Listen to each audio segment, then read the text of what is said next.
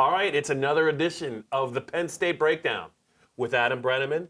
Adam, I see you're already ready for the whiteout. Good job by you. I wore white. Coach Franklin's told everyone to wear white this week. So All right, I listen. That's great.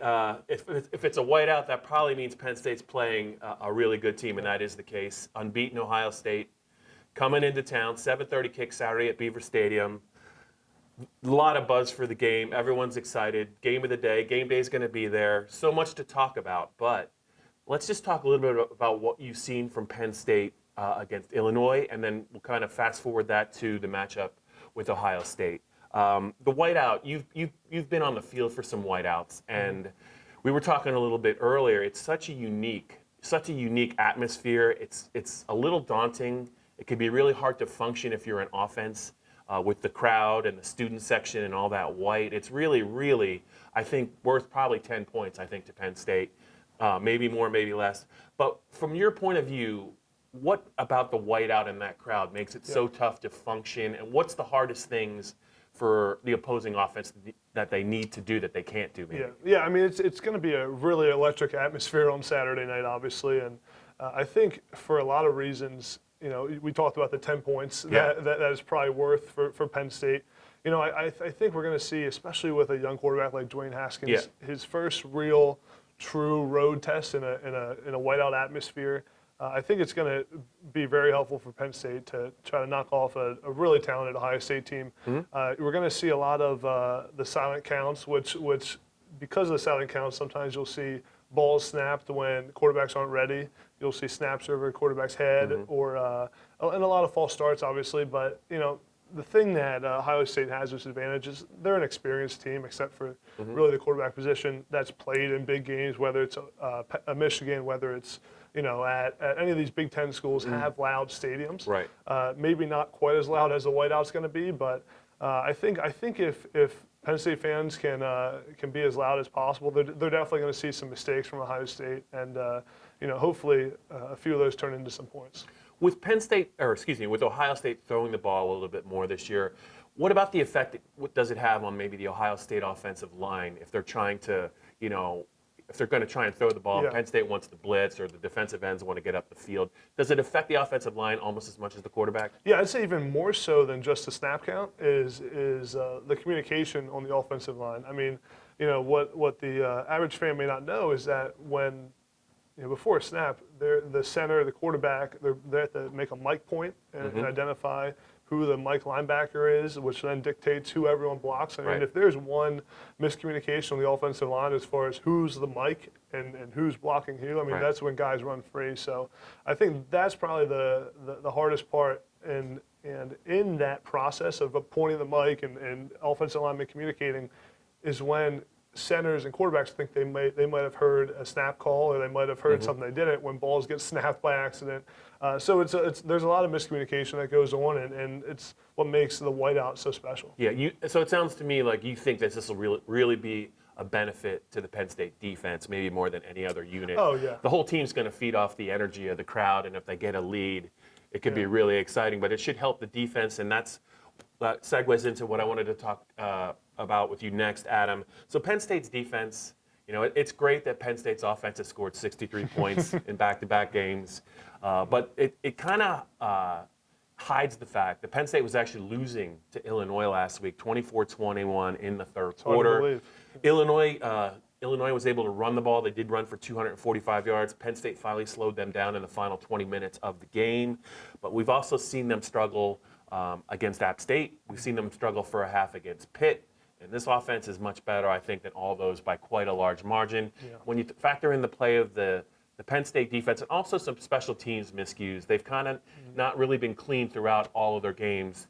How will they deal with Ohio State's speed on offense and in the kicking game? And how do you stop a team that's that gifted? Yeah, it's going to be tough. I mean, Ohio State's probably one of the most talented teams in the country from top to bottom, and the defense is going to have to come to play. Yeah. I mean, they're not going to be able to give up the mistakes, the onside kick, errors that have been happening on special teams, the missed field goal we saw last week. I mean, those are the kind of things that you can't do if you want to beat Ohio State.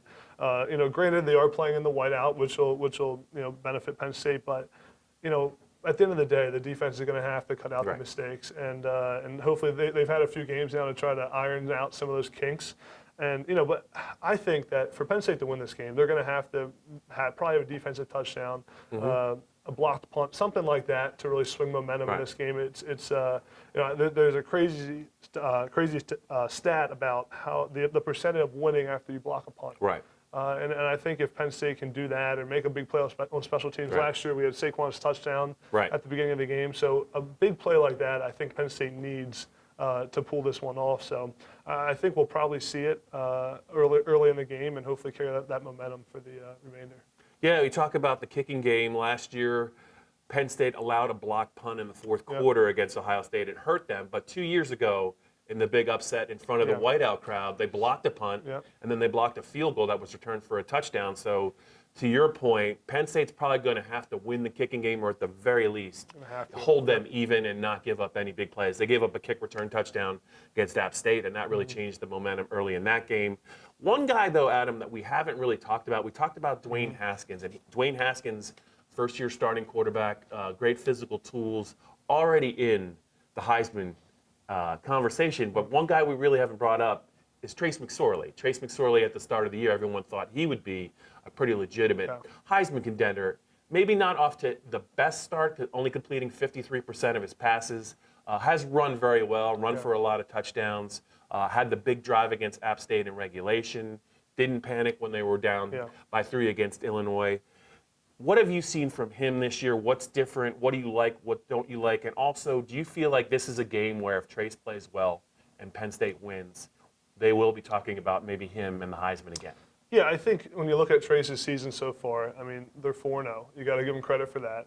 I think he's averaging just under 200 yards a game passing, which isn't ideal for a Heisman candidate.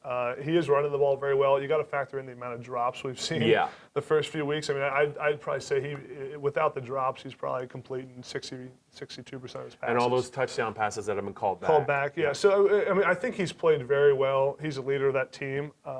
I'm still on the Trace McSorley Heisman train. Not many people are on it anymore. But this is the kind of game that if Trace can go out there, if he can throw for a few touchdowns and have 300 yards of offense and lead Penn State to victory, he'll go right back up there on the top of the Heisman list. And as we know, it doesn't take much to fall on the Heisman list. It doesn't take much to get back up there. So I think he's still in the running. And if Penn State can keep running the table and knock off a team like Ohio State, I think he'll be right at the top. But it's going to take really good play from Trace McSorley to beat Ohio State, and I have a feeling this game may come down to Trace McSorley needing to lead a final drive to win the game. Yeah, he's 26-5 as a starter. A lot of the games that Penn State's lost with him starting have been very close. Yep.